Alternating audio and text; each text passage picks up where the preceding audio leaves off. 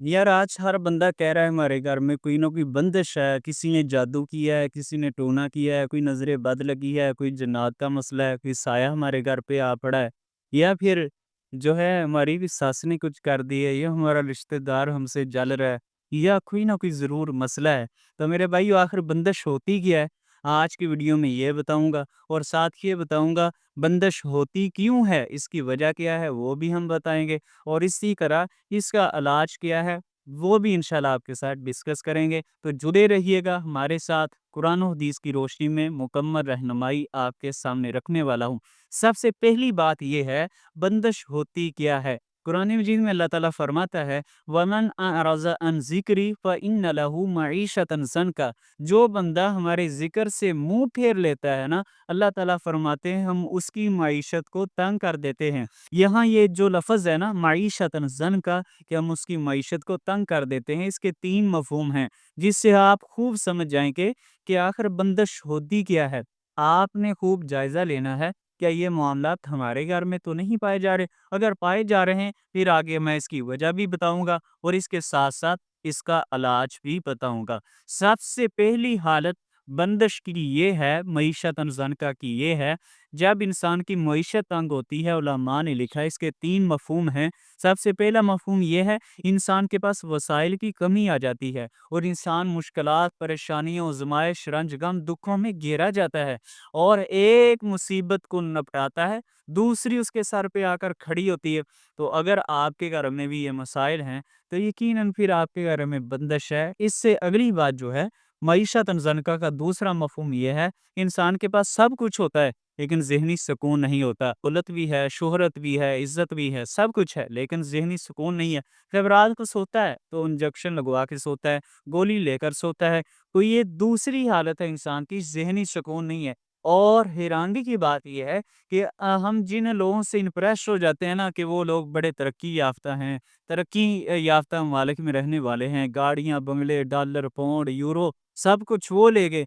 तो मेरे भाइयों, उन पे रिसर्च हुई, सबसे ज़्यादा वही ज़हनी बीमारियों का शिकार हैं और सबसे ज़्यादा यूरोप जैसे ममालिक में खुदकुशी का रुझान पाया जाता है। तो ये दूसरी हालत है, इंसान को ज़हनी सुकून नहीं मिलता, दिल की खुशी महसूस नहीं होती, अपने रिश्ते से एन्जॉय नहीं कर पाता।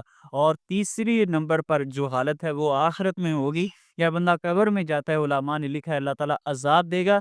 जिस तरह नबी सल्लल्लाहु अलैहि वसल्लम ने इस तरह अपने हाथों के साथ तशबीह दी, इस तरह उँगलियों को उँगलियों में घुसाया, कहा जिस तरह हाथों को इस तरह मिलाने से उँगलियों में उँगलियां घुस जाती हैं, इसी तरह कब्र में इंसान को कब्र उसकी दबोच लेगी और उसकी पसलियां जो होंगी वो इसी तरह घुस जाएंगी। ये मईशतन ज़नका की तीसरी हालत है।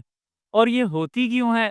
अल्लाह ताला ने इस आयत के शुरू में ही फरमा दिया, वमन अरज़ा अन ज़िक्री, जो बंदा भी मेरे ज़िक्र से एराज़ करता है। अब ज़िक्र क्या है? ज़िक्र का मायना बहुत वसी है। ज़िक्र का मायना है अल्लाह ताला की याद। वो अल्लाह ताला की याद कई तरीकों से हो सकती है। हमारे घर में मईशत इस वजह से तंग है कि हमने नमाज़ पढ़ना छोड़ दी, क्योंकि नमाज़ भी अल्लाह ताला की याद है। क़द अफ़लह मन तज़क्का व ज़करा अस्म रब्बिही फ़सल्ला।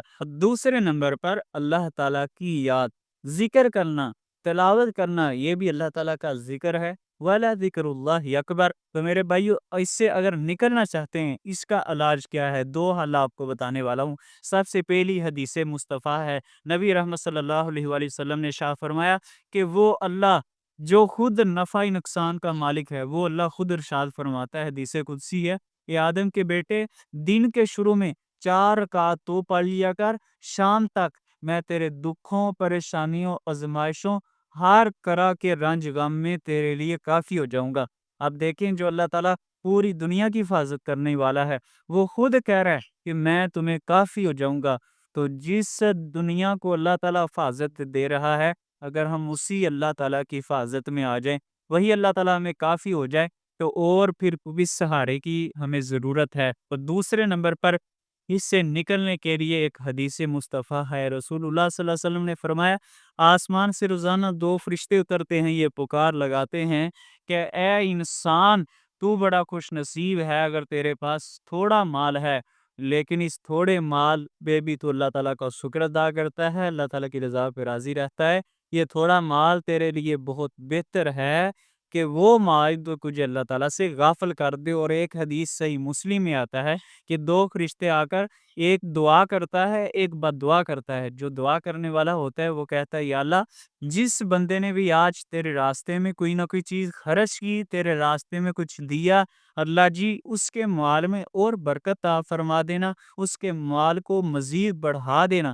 اور جس نے آج کنجوسی اختیار کی، جس نے تیرے راستے میں کچھ نہ دیا اور اپنے ہاتھ کو روک کر رکھا، اللہ اس سے جو مال ہے نا وہ بھی تلف کر لینا۔ اور یہی بات ہے ہمارے گھروں میں آئے دن اب ہمارے معاملات ڈون کیوں ہو رہے ہیں کہ ہم روزانہ آسمان کے فرشتوں کی بد دعاؤں کے مستحق ہو رہے ہیں۔ تو اگر آپ چاہتے ہیں رحمت کے فرشتے ہمارے لیے دعا کریں تو آپ روزانہ اللہ کے راستے میں صدقہ دیا کریں، اور اسی طرح نماز جسے اشراق یا چاشت کی نماز کہتے ہیں وہ 4 رکعت دن کے شروع میں ضرور پڑھا کریں۔